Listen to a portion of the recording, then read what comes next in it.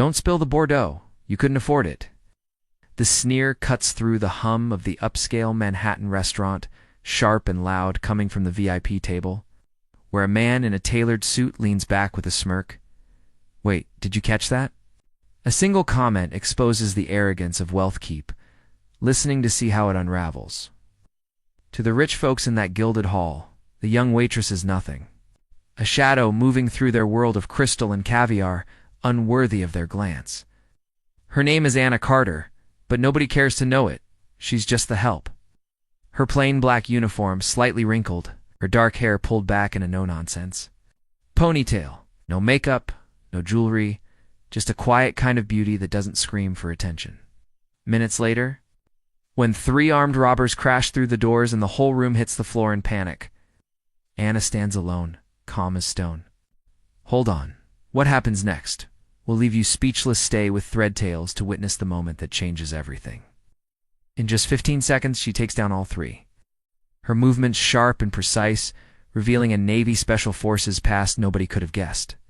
The billionaire at the corner table watches, stunned, and the room falls silent, their judgment exposed like a raw wound. Anna's 25, with a face that feels familiar, like someone you'd known in another life. Not glamorous, not polished, just real. Her eyes, a deep hazel, have a way of seeing through you, like she could read the room without trying. She moves with purpose, every step deliberate, her hands steady, even when carrying a tray stacked with delicate glasses. Lucille isn't just any restaurant. It's a fortress of wealth, where the chandeliers glitter like frozen rain and the air carries the faint scent of truffle oil and privilege. The patrons are the kind who don't just dine. They perform their laughter and clinking glasses a show of power. Anna doesn't fit here, not in their eyes. Her scuffed black flats, her lack of polish, her silence, it all marks her as an outsider. They don't know she'd been raised in a world just as elite. In a family that owned half the skyline, taught to carry herself with restraint and dignity.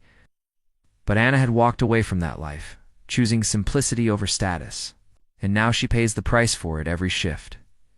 She'd been at Lucille for 7 months. Taking the late shifts, the ones where the tips are good, but the customers are brutal. Her coworkers like her mostly because she doesn't stir drama. She'd clear tables in silence, nod at their complaints, and never snap back. No matter how cruel the jab, it isn't weakness, it's choice. Anna has seen real stakes, places where a wrong move costs lives, not just egos. She'd learned to pick her battles, and these people, with their designer bags and cutting remarks, aren't worth her energy. But that night, the air feels heavier, like the world is holding its breath. The VIP table is louder than usual, their voices carrying over the soft jazz playing in the background. Anna moves through the room, her tray balanced, her face blank, but her eyes miss nothing. The man who sneered about the Bordeaux is Richard Vance, mid-50s. With slick-back gray hair and a gold Rolex that catches the light every time he gestures. He's a hedge fund king, the kind who talks about market volatility like it's a personality trait. His wife, Candace, sits beside him, her red dress tight, her lips glossy, her smile sharp enough to cut glass. She's the type who'd compliment your shoes while making sure you know they're cheap. Across from them is Derek, a 30-something crypto bro with a tan too perfect for New York winters. And his girlfriend Lauren, whose blonde highlights and diamond earrings scream new money. They're the worst kind of table, loud, entitled, and itching to make someone feel small. Anna is their favorite target. As Anna approaches with a fresh bottle of wine, Richard holds up his glass, inspecting it like a jeweler. "You missed a spot," he says, pointing to an imaginary smudge. "Guess they don't teach cleaning in whatever backwater you crawled out of." The table laughs. Candace's giggled the loudest. Anna pauses, her fingers brushing the bottle's neck, then sets it down with a soft clink. "I'll get you." "A new glass," she says, her voice even, her eyes steady. She turns away, but not before Lauren leans toward Derek, loud enough for Anna to hear. She's got no class. Bet she's never even been to a place like this, except to scrub the floors. Anna's shoulders don't tense. Her stride doesn't falter, but her hand lingers on the edge of her tray, knuckles pale for just a moment. The manager, Greg, is no better. A wiry guy with a permanent sheen of sweat on his forehead. He's always hovering, trying to keep the big spenders happy. He catches Anna by the elbow as she passes the kitchen door, his voice low but harsh. Stay clear of the billionaire's table. He doesn't need you tripping over him. He jerks his head toward the corner where James Colton sits alone. Colton is 35, lean, with dark hair and eyes that don't miss much. His suit is understated but screams money, and his presence is like a magnet. People notice him without trying, ignoring through his phone, ignoring the room, but Anna catches his glance for half a second. She nods at Greg, her voice flat understood. She doesn't argue, doesn't explain. She just keeps moving. Before the chaos hits, there's a moment, a small one, but heavy. Anna is refilling a pitcher at the bar when she pauses, her eyes catching on a small photo. Tucked into her apron pocket, it's old, creased, showing a younger Anna in fatigues, standing next to a group of soldiers in a dusty courtyard. The bartender, Mike, notices her staring. "Family?" he asks, wiping down a glass. Anna slips the photo back into her pocket, her face unreadable. "Something like that," she says, and turns away. Mike doesn't push. Nobody does. Anna isn't the kind to invite questions, and most people don't care enough to ask. But not everyone ignores her. A hostess, Jenna, a 22-year-old, with a sharp tongue and a habit of sucking up to the rich guests, catches Anna by the bar later that night. She's twirling a strand of her hair, her eyes glinting with something mean. "You know, Anna, you should smile more. You're bringing down the vibe." Nobody wants a gloomy waitress serving their $500 dinner. Jenna's voice is loud enough to draw a few glances from nearby tables. Anna sets the pitcher down, her movement slow, deliberate. "I'm here to work, not perform," she says, her tone calm but firm. Jenna smirks, undeterred. "Yeah, well, maybe if you tried harder, you wouldn't look like you just rolled out of a shelter." A couple at a nearby table snickers, and Anna's hand pauses on the pitcher, her fingers tightening just enough to show a flicker of strain before she walks away. "Hey, real quick, while this story's sinking in, grab your phone, hit that like button, and drop a comment below on Thread Tales. Maybe share a time someone judged you wrong, made you feel small. It helps keep our channel alive, telling stories like Anna's for folks who've been there. And please hit subscribe on Thread Tales. It's a small thing, but it means we can keep sharing these moments of truth. All right, let's get back to what happened. The night is rolling along, the restaurant buzzing with the usual mix of arrogance and wine, when the front doors slam open. Ow.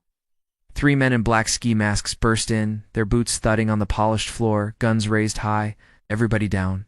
The leader shouts, his voice rough, like he'd smoked a pack a day for years.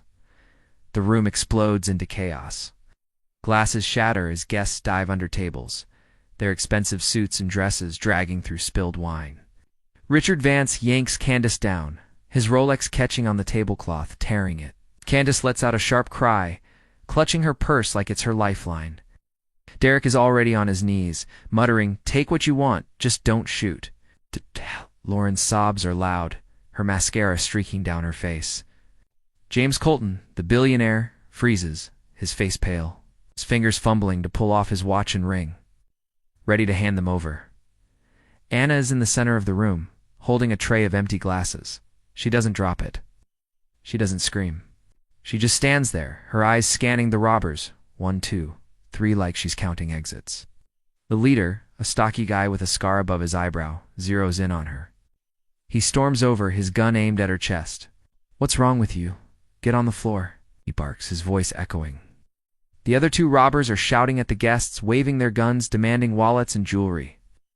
A woman at a nearby table, her pearls clutched tight, whispers, "She's insane. Why isn't she moving?" Anna's grip on the tray is steady, her breathing slow, almost to calm. The leader steps closer, the barrel of his gun now inches from her forehead. "You deaf, Neil?" as the leader looms over. Her, a guest at a nearby table, a middle-aged woman in a velvet blazer, hisses under her breath. "She's going to ruin this for all of us." Her voice is low but venomous, her eyes darting between Anna and the gun. She clutches her husband's arm, her manicured nails digging into his sleeve. Why can't she just do what they say?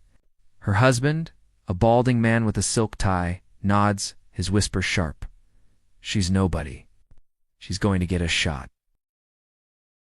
Anna's face doesn't change, but her fingers adjust the tray slightly, her knuckles brushing the edge. The room's tension is suffocating, the air thick with fear and judgment. Every glare aimed at Anna, blaming her for daring to stand. Dericha! Vance, half hidden under his table, hisses through clenched teeth. Don't be stupid. He'll shoot you. His voice is shaking, but it carries that same sneer, like Anna's an idiot for not obeying. Candace, her face twisted in panic, snaps, "You're going to get us all killed." Derek, still on the floor, adds, "Don't drag us down with you, you moron." Lauren's voice is a whimper, but it cuts just as deep. She's nobody. Why is she acting like she's something? The room is a storm of fear and contempt. Every eye on Anna, judging her, blaming her. They don't want her to fight. They want her to break, to prove she's as small as they think. Anna doesn't break. She exhales, slow and deliberate, her eyes locked on the leaders. In one smooth motion, shifts her weight, stepping just outside the gun's line of fire. Before he can react, she grabs his wrist, twists it hard, and the gun hits the floor with a clatter. Her elbow comes down fast, catching his jaw, and he drops like a sack of flour. The tray in her other hand doesn't even shake. She sets it. Down on a table, her movements precise, like she's just clearing a plate. The room gasps. A collective, "What just happened?" Rippling through the air, the other two robbers freeze, their guns still raised, but their confidence cracked. Anna stands there, her posture loose but ready, her eyes never leaving them. In that frozen moment, a waiter named Tony, who'd always been friendly to Anna, crawls out from behind a table, his face pale.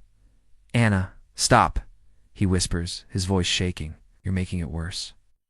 He's young, barely 20, with a nervous habit of tugging at his collar. He'd always shared tips with her, but now his eyes are wide with fear, his hands raised like he's pleading. "Just get down, please." "You're not a cop." The guests nearby nod, their whispers growing louder. "He's right," a man in a tuxedo mutters. "She's out of control." Anna glances at Tony, her expression unreadable, then turns back. To the robbers, her silence isn't defiance, it's focus. But to the room, it looks like arrogance. Back in another life, Anna had been somewhere else. A dusty street in a war zone, the air thick with heat and the smell of diesel. She was 20, in fatigues, her rifle slung across her back. Her team was moving through a checkpoint, kids running nearby, shouting for candy. She had tossed a piece to a boy, his grin wide and gap-toothed, before her sergeant called her back to focus. That moment flashes through her now, unbidden, as she stands in Lucille. She pushes it down, her hands steady, her focus sharp. The restaurant isn't a battlefield, but her body knows what to do. The second robber, a lanky guy with twitchy hands, snaps out of his shock. He charges at her, screaming, "You think you're a hero, bitch?" His gun is still in his hand, but his aim is sloppy, his steps panicked. The guests don't cheer. They turn on her. Candace, crouched behind a chair, shrieks, "She's going to get us killed." Her voice is shrill, her hands shaking as she clutches her purse. Greg, the manager, is trembling, his face red with panic. "Stand down, Anna. Let the police handle it." Derek, still on the floor, mutters, "She's out of her damn mind." Even Lauren, sobbing, manages to jab, "She's nobody. She's going to ruin everything." Anna doesn't look at them. She ducks under the robber's wild swing, spins, and drives her foot into his stomach. He crashes through a glass table, the shatter loud enough to make half the room flinch. As the glass settles, a woman in a gold dress, her earrings dangling like chandeliers, stands up slightly, her voice dripping with disdain. Who does she think she is? Some action movie star? She's shaking, but her words are sharp, meant to cut. She's putting on a show, and we're all paying for it. Her husband, a heavy-set man with a Rolex matching Richards, nods. She's reckless. A waitress shouldn't be playing hero. Anna's hand pauses on the table where she'd set her tray, her fingers brushing the edge, but she doesn't turn. The room's hostility is palpable, a wave of resentment crashing. Over her, they don't see courage. They see a nobody stepping out of line. The third robber is different, doesn't rush in blindly. He pulls a knife, its blade catching the chandelier light, and moves toward her, slow and deliberate. "You're dead," he growls, lunging low, aiming for her side. Anna sidesteps, her movements fluid, like she'd done this 1,000 times. She catches his wrist, twists it until the knife flips into her hand, and uses his momentum to slam him to the ground. His head hits the floor with a dull thud. It's over in 15 seconds. 3 men down, groaning or unconscious, the room stunned. Into silence, Anna stands over them, the knife in her grip, her breathing barely heavier than before. Her eyes are sharp, like they could cut through steel. Right then, a guest, an older man with a silver beard. His suit crumpled from crawling, points at Anna, his voice loud enough to carry. "She's dangerous. You saw how she moved." Wife, clutching a diamond bracelet, nods frantically. She's not one of us. She's got to be some kind of plant, maybe working with them. The accusation hangs in the air, absurd but vicious, and a few heads turn, murmurs spreading. Anna sets the knife down carefully, her movements slow, deliberate, as if to prove she isn't a threat. But her eyes flick to the man, just for a second, and he shrinks back, his bravado faltering under her steady gaze. The police arrive minutes later, their radios crackling, their boots heavy on the floor. They cuff the robbers, dragging them out as they groan. The guests start to stand, their voices rising in nervous chatter. But the whispers about Anna don't stop. A man in a pinstripe suit, his tie askew, leans toward his date. Maybe she's a criminal herself. Normal people don't fight like that. Greg, the manager, is wiping sweat from his brow, his eyes narrow as he approaches Anna. "What the hell was that? What have you been hiding from us?" His voice is loud, accusing, like she'd betrayed him by not being helpless. Candace fixing. Her hair adds, she's trouble. "I knew it the second I saw her." Anna doesn't respond. She just keeps clearing glasses, her hands steady, her face blank. One of the cops, a grizzled guy with a buzz cat and a scar on his cheek, stops dead. When he sees her, he lowers his radio, his eyes wide. "My God, Sergeant Anna Carter. I thought you retired." The room goes still, every head turning. Anna nods, just once, her voice soft but clear. "I just wanted a normal life." The officer shakes his head, a faint smile breaking through. "Navy Special Forces, counterterrorism. You trained with my unit back in 18. Saved my ass in Kabul." The guests' faces change. Richard's mouth tightens. Candace's eyes widen. Derek stares at the floor. Lauren's laugh is gone, replaced by a nervous fidgeting with her earrings. Anna doesn't say another word. She doesn't need to. As the police work, a woman in a silk scarf, her hand still trembling, approaches Anna cautiously, holding out a napkin. "Shh, you drop this," she says, her voice barely above a whisper. The napkin is one Anna had tucked into her apron, now crumpled on the floor. The woman's eyes are wide, not with judgment, but with something like awe. Anna takes the napkin, her fingers brushing the woman's, and nods slightly. She says, her tone soft but steady.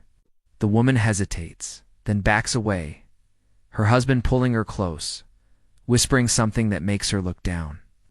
It's the first kind gesture of the night, small but heavy, and Anna tucks the napkin back into her apron, her expression unchanged. But the judgment doesn't stop, not entirely.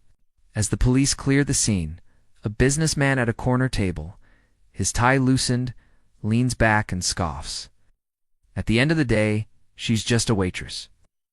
Nobody's going to believe she saved us. Candace, brushing wine stains off her dress, adds, "She got lucky, that's all.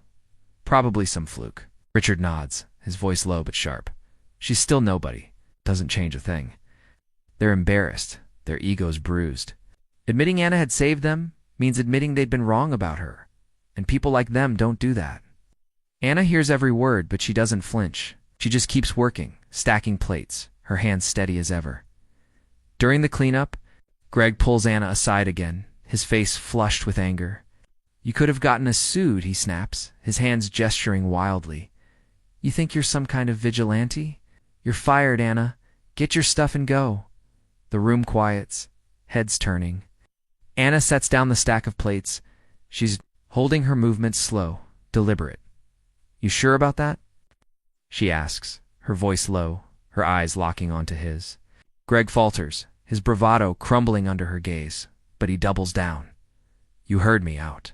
A few guests smirk, Richard among them, as if Anna's defiance only proves their point. She doesn't argue. She just picks up her tray and walks. To the back, her steps even, her silence louder than any protest. James Colton, the billionaire, hasn't spoken through it all. He'd watched, his eyes tracking Anna's every move, his face unreadable. Now he stands, brushing off his suit, and walks toward her. The room watches, holding its breath. He stops. In front of her, his presence filling the space like a storm cloud. "I don't see a waitress," he says, his voice low but carrying to every corner of the room. "I see the only person here who kept her nerve." He extends his hand. Anna looks at it, then at him, her expression calm but searching. She shakes. His hand, her grip firm, her eyes never wavering. "From today," he says, louder, "I appoint her head of security for my corporation." A murmur runs through the room. Richard's jaw drops. Candace's glass slips, spilling more wine. Derek looks away, his face red dot as Colton speaks. A young busboy, barely 18, who'd been hiding behind the bar, steps forward, his hands shaking. "I saw what you did," he says to Anna, his voice cracking but loud enough for the room to hear. "You saved us, all of us." His eyes are wide, his face flushed with admiration. The guests shift uncomfortably, some looking away, others glaring at the boy like he'd betrayed them. Anna meets his gaze, her expression softening for the first time that night. She nods, just once, and says, "Just doing my job." The busboy swallows hard, then steps back, his courage spent. The moment hangs in the air, a crack in the room's hostility. But it doesn't last. The next morning, the headlines hit like a tidal wave. Billionaire chooses Waitress as head of security after robbery. The story spreads across social media, security footage from Lucille leaking online.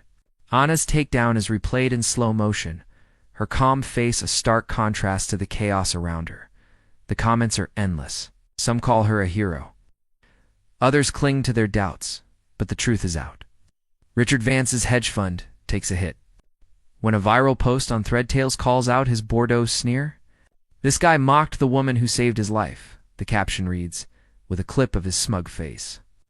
His firm issues a panicked statement, but clients are already pulling out, their trust shaken. Candace's charity gala, set for the next month, loses its main sponsor after her dollar store comment goes viral. The backlash is swift. Her socialite friends distance themselves, their texts going unanswered. A week later, Anna walks into a boardroom for her first day as head of security. The executives, all in tailored suits, go quiet as she enters. One of them, a man with a slick smile, had been at Lucille that night, seated near Richard's table. He'd laughed at Candace's dollar store jab. Now he stands to offer her a chair, his hand trembling slightly. "Miss Carter," he says, his voice overly polite, "we're lucky to have you."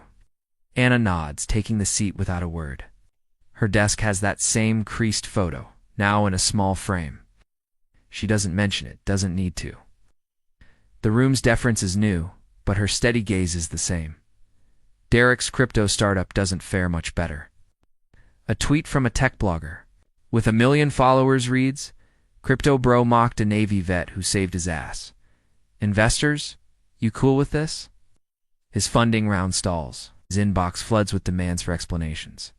Lauren, who'd laughed about Anna's shoes, goes silent online. Her Instagram locks down after screenshots of her comments spread. The consequences aren't loud or dramatic, just the quiet weight of truth catching up. Anna doesn't see most of it. She's already at her new job, in a sleek office high above the city. Her desk bare, except for that same creased photo of her in fatigues. She doesn't talk about the headlines, doesn't post about the attention. She just does her work, same as always. At a security briefing, one of Colton's aides, a young woman with a nervous smile, approaches Anna after the meeting. "I was at Lucille," she says, her voice low, her hands twisting together. "I didn't say anything that night. But I saw how they treated you. I'm sorry. Anna looks at her, her expression unreadable, then nods. It's done, she says, her tone gentle but final. The aide hesitates, then hands Anna a small card with a handwritten note. Thank you. Anna tucks it into her pocket next to the old photo and the napkin and walks away. The gesture is small, but it lands like a stone in still water, rippling through her silence, but something has shifted. It's the way she moves through her room now.